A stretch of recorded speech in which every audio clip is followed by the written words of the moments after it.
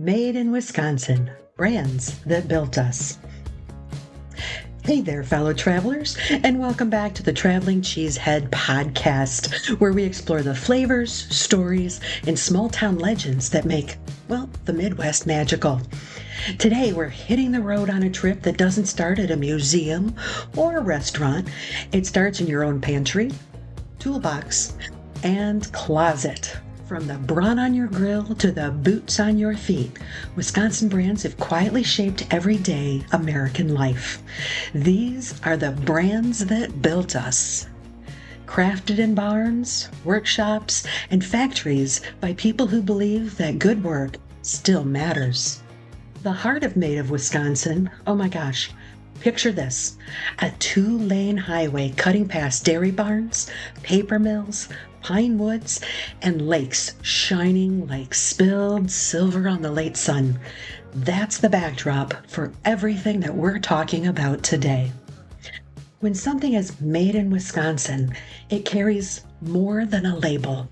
It carries pride, it's jobs that stay in small towns, taxes that keep libraries open, and paychecks that cycle through diners and Friday night fish fries. Buying local isn't just nostalgia, it's practical patriotism with a side of cheese curds. Now, we aren't officially known as the maker state, we're kind of a dairy state in Wisconsin, but Wisconsin didn't wake up one day as America's dairyland. It earned that title, cow by cow, cream can by cream can. Immigrants from Germany, Switzerland, and Norway, even Poland, brought recipes and their work ethic that turned milk into something that could travel. Cheese. While rivers powered mills and factories, farms filled up with the other half of the map. That mix of farm and factory gave us the perfect breeding ground for brands with a backbone. Companies that don't chase trends, they build traditions. That mix of farm and factory gave us the perfect breeding ground for brands with a backbone. Companies that don't chase trends, they build traditions. So cheese, butter, ice cream, these are the dairy dynasties. So let's start where all good stories start in Wisconsin, with dairy. Take Sargento, which helped make packaged cheese a grocery store staple without losing touch with the farm. Or Cave Brothers Farmstead Cheese in Waterloo. They grow the feed, milk the cows, and make award-winning cheese all on the same property. Then there's Cedar Crest ice cream. Yum! Where those blue tubs lined freezers across the Midwest, and every scoop tastes like that childhood summer we all like to remember. These aren't just products, they're livelihoods. Every bag, brick, or cone carries the fingerprints of local families who kept the lights on in rural towns for generations. Now, comfort food classics. If that wasn't enough already with the dairy, open your freezer, and odds are good you'll find a little Wisconsin in there. Tombstone Pizza started in a small town tavern in Medford. Yep, right behind the bar. Jack's Pizza came from a family kitchen in Appleton. Both grew because they understood Midwestern math. Cold beer plus pizza equals happiness. And then we can't forget Johnsonville sausage. Born in a tiny butcher shop in Sheboygan County, now a household name, from Packers tailgates to backyard barbecues. It's even the official brat at Bratfest.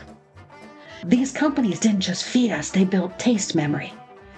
Weeknight dinners, game day spreads, bonfires. That's Wisconsin flavor, scaled up for the rest of the country.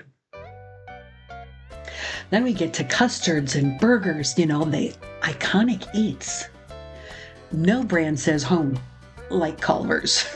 Starting in Sauk City, they took 2 local obsessions, Butterburgers and frozen custard. Took them and built an empire that still feels like a neighborhood diner. Walk into a Culver's anywhere in America, and you'll still get that small town Wisconsin smile and a scoop of vanilla frozen thick enough to stand a spoon up in it. And those supper clubs sprinkled across our state, I know we have over 300 of them, They may not all bottle their brand, but they are brands. Family-run icons like the Buckhorn Supper Club that's in Milton or Pinewood Supper Club. Each of these turns dinner into that ritual of comfort, community, and clinking glasses. Now, brews, soda, coffee, the caffeine that keeps us going and more. If cheese is our backbone, beer and soda are totally our social glue. Milwaukee earned Brew City title thanks to giants like Miller and Pabst, but smaller names like Leinenkugels in Chippewa Falls and the new Glarus Brewing Company show that heritage and craft, they can both share a pint. Root beer lovers will tell you there's nothing like that cold Sprecher poured over vanilla ice cream. And when Jolly Good soda disappeared from shelves for a few years, Wisconsinites made enough noise to bring it back. For mornings, brands like Collectivo, Stone Creek, and Anodyne Coffee roast beans that wake up main streets from Madison until Milwaukee.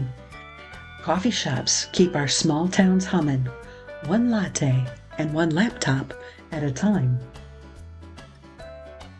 This now takes us to tools and tractors and true grit. Oh my! Not everything made in Wisconsin is edible. Hard to believe, right? Some of it keeps the lights on and the snow cleared. Briggs and Stratton engines power mowers and snowblowers around the world. Kohler builds everything from bathtubs to backup generators, plus the entire village that bears its name. Head north, you'll find St. Croix Rods, handcrafted fishing rods made in Park Falls, proof that precision and patience still matter with a family touch. And of course, Milwaukee Tool, known for red-handled power tools tough enough for union job sites and DIY garages alike. Then there's Duluth Trading Company, born in Wisconsin with workwear so rugged it laughs at February. You can tour their Mount Horeb headquarters and shop gear designed for people who actually work in the clothes that they sell. There are brands built by calloused hands, all of these, and common sense. Tools for people who fix, build, and create.